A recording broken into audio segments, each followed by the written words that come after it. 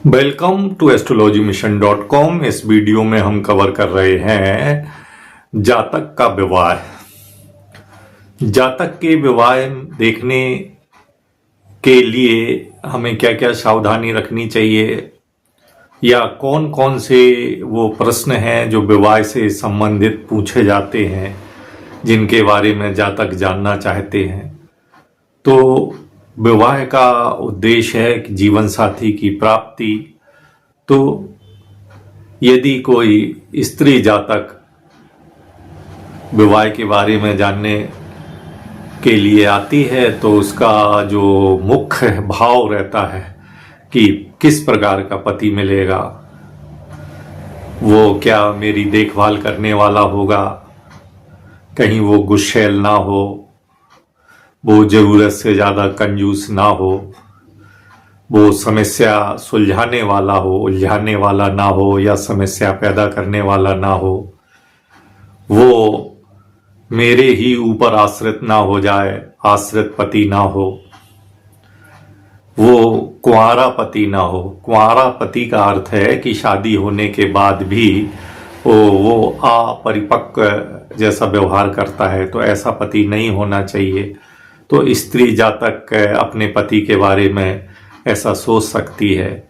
और ठीक इसके विपरीत यदि पुरुष जातक है तो वो भी ये सोचता है कि मेरी पत्नी स्नेह देने वाली हो, सहयोगी पत्नी हो, वो मनमानी करने वाली या स्वतंत्र पत्नी ना हो या कम सौहार्दपूर्ण पत्नी ना हो, झगड़ेलू करने वाली पत्नी ना हो, समस्या ग्रसित पत्नी ना हो। तो वो जातक इस प्रकार के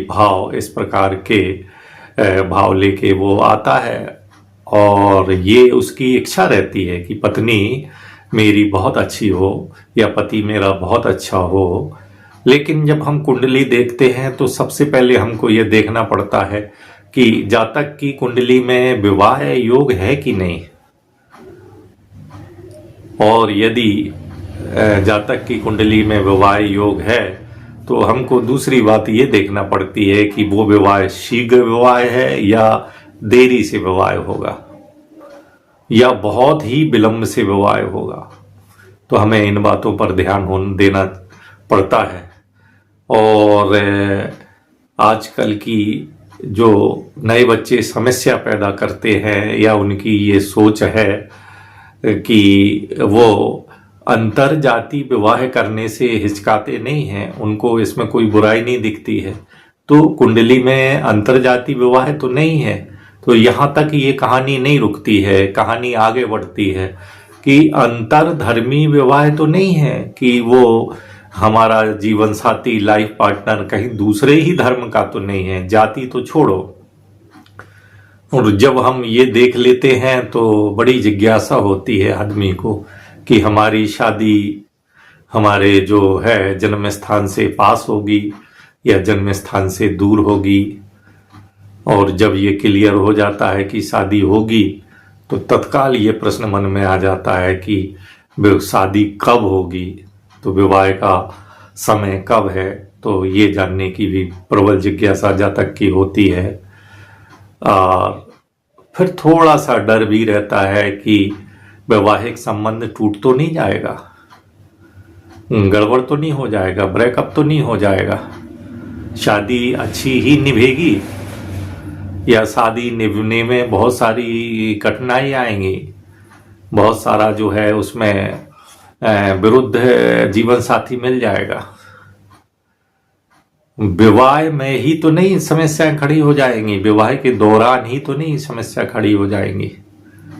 और यंगस्टर नौजवान युवक को जो है पसंद की शादी करने का एक प्रश्न भी बहुत तेजी से वो लोग पूछते हैं कि गुरुजी बताइए क्या मेरा प्रेम विवाह होगा, मेरी लव मैरिज होगी या अरेंज मैरिज होगी।